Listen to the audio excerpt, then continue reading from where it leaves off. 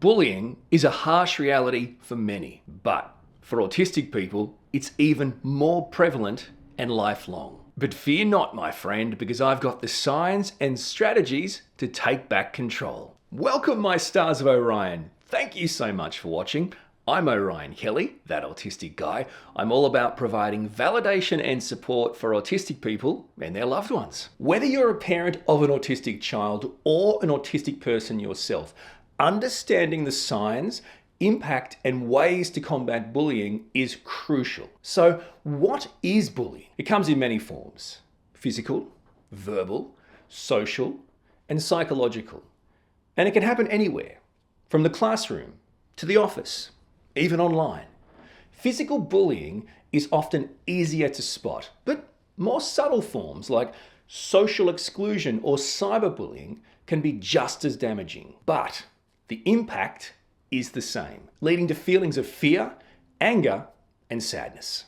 So let's talk about the impact of bullying, because frankly, the impacts of bullying can be profound and far-reaching. It's not just about the immediate effect that bullying can have on a person. Bullying can lead to lasting issues like low self-esteem, low self-worth, self-hatred, trust issues, social withdrawal, and even trauma like PTSD or CPTSD. For autistic people who often already face challenges in social situations, bullying can severely impact your ability to engage with others, to even perform in everyday activities. And persistent bullying can also trigger serious mental health challenges, anxiety, depression, and in some cases can get to the point where you could even contemplate suicide. And if you or someone you know needs help, you should reach out to Lifeline,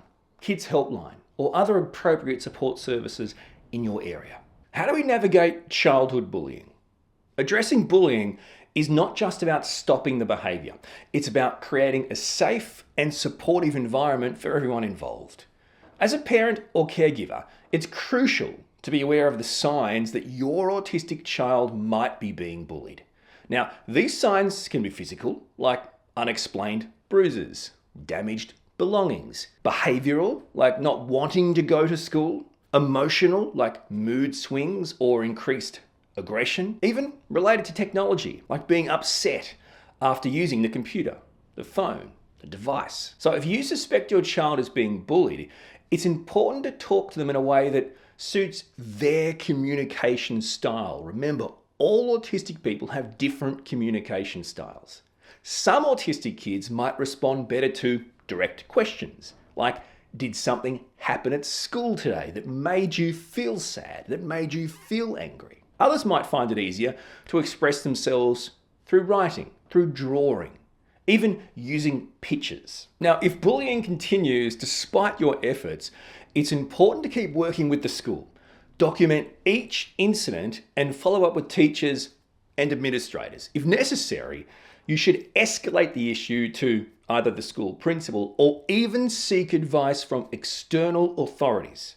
We're talking education departments, legal professionals, even discriminatory bodies. Sometimes autistic kids might not realize their actions are hurting others. So if you think your child might actually be bullying others, it's important to help them understand what bullying is and why it's wrong. In saying that though, as an autistic person, we can often be called bullies, but that's because we've been bullied for so long, we've learnt this is how you communicate. This is how you play. This is how you interact. What do you expect is going to happen? For an autistic child trying to learn their way in a neurotypical world, they're going to try and be like others. If they're only surrounded by stupid-ass bullies constantly bullying, they're going to act like a bully. I just got to say this. I just feel the need to make it clear that when we bully children, when children are bullied, we are talking about a super vulnerable, still developing little human. Now, we might think, well, everyone's bullied. I can't, like, you might say to your kid, well, mate, I can't get rid of all the bullies in life. They're always going to be there. And that's true. You cannot. But there's a difference between building resilience and creating trauma. Now, this is something that we always go through the lens of with our autistic son, or our boys in general, because there's this bizarre mentality in the world that it's all about building resilience. Now, resilience, inner strength, is critical in life. But with neurodivergent kids, we're talking about children. Forget about when they're adults like us. They are born automatically of this feeling that they are not enough. They do not have any worth. The world does not like them. The world does not accept them. The world thinks they're different and tells them they're different at every opportunity. These aren't bullies. This is just the world. The world says, hey mate, you're weird. You make me feel uncomfortable. You do things I can't do. You can't be like this. We don't do this. You need to act normal. We reject you. This is as young, frankly, as kindergarten. We're talking 4, 5, 6, and this kid already realizes, oh, okay, the world doesn't want me. So that's not from bullies, that's just from the world. But that's bullying. So someone could watch this video and go, yeah, I hate bullies. To which I would reply, you are a bully. Frankly, if you're part of the world that still refuses to accept and embrace autistic people as different people and not as weird, wrong, broken, bad, narcissists, whatever you want to call them, psychopaths, cold, lacking empathy, then you are a bully. And by the way, this always gets me on a rant. I've gone off now, I'm sorry. I'm lost. Okay, you want to talk, people go, oh, autistic people, they lack empathy. Okay, so we go through our entire life working out what makes you feel good, makes you feel bad, masking and suppressing to please you, to fulfill that wish, from getting to know what those feelings are. So what's that? Oh, that's empathy. So we empathize with what you like and don't like and alter our behavior to help you not feel those bad things. That is the peak of empathy, moron. Cut to the neurotypical person, right? Let's say they're slurping their drink or they're eating their dinner and they're eating like animals. And I say, I've got to leave the room if you're going to keep eating like that. Could you maybe close your mouth when you're eating? Could you maybe drink or eat a little bit quieter? What happens? They get angry. They get offended. They lash out. That is someone lacking empathy. That's the difference. Autistic people are peak empathy. Neurotypical people don't know what real empathy is because they don't want to provide it when an autistic person needs it because they don't understand. Therefore, they lack empathy. Hello, cut. But back to the kids. We are talking about a world that promotes bullying difference. Different skin color, different accent, different sound, different look. It actively promotes bullying. So if you don't think that young autistic kids like my 10-year-old autistic son aren't already horrifically riddled and scarred by the trauma of constant bullying, then you are not on the planet I'm on. So bullying starts very young and it's never going to end until we can get past the idea that it's all because, well, you deserve it because you're autistic and you're different and that's your fault. That's not acceptable. This is a reality, by the way. We've actually got to the point now where we do things not to protect our son from bullies or bullying. We do things to simply minimize it. Okay, so we'll do this so in that portion of time, you won't get bullied, right? But you'll still get bullied in these times. You see what I'm saying? Our only option is to find pockets, windows of opportunity where we can do things to minimize or stop the ability for people to bully him. This is a reality for autistic kids and their parents. To simply, what can we do to make sure you're only bullied 6 times today? Workplace bullying. It's a serious issue for neurodivergent people. But what exactly is workplace bullying and how can we differentiate it from other behaviors? Good question. Workplace bullying occurs when someone or a group of people repeatedly behaves unreasonably towards you, towards a worker or a group of workers. Now, this behavior creates a risk to their health and safety. Bullying can take many forms. So it can include aggressive or intimidating actions, the use of abusive language, simple mocking or humiliating someone, and even certain initiation ceremonies. It's important to understand being bullied in the workplace is not acceptable and you have to speak up. Bullying can also include more subtle behaviours, like teasing, excluding you from work-related events, giving you too much or too little work, assign tasks beyond or below your skill level, withholding essential information needed for your job. These behaviours have a serious impact on a person's mental and physical health, reducing their ability to perform their job and contributing to low morale and productivity in the workplace. Let's talk about domestic bullying. So bullying doesn't just stop after childhood.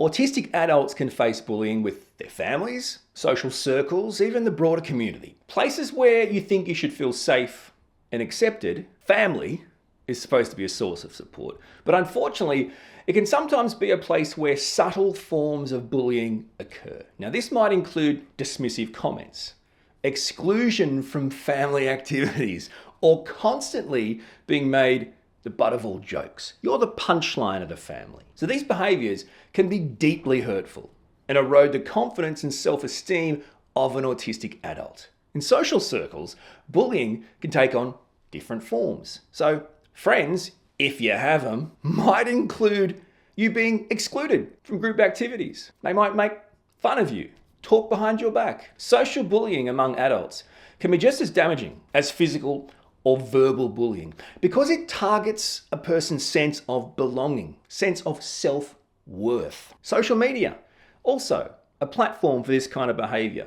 Cyberbullying. It doesn't always look like direct troll-like insults. It can be way more subtle, like being left out of group chats or receiving passive-aggressive comments. For an autistic person who might already struggle with social interactions, this kind of exclusion can feel overwhelming. A small example from me. It's got to the point where sometimes I will get comments on my YouTube videos that seem to me to be passive-aggressive or just plain aggressive, but are so overwhelming for me to process and understand, I simply just ignore them. I don't even want to get it right or wrong, I just walk away. Whether you want to call it domestic bullying or family bullying, I think it's really important to understand that yes, it is bullying, even if it's your family. Just because it's your parent or your siblings or extended family doesn't mean it's not bullying. That's just not family fun, okay?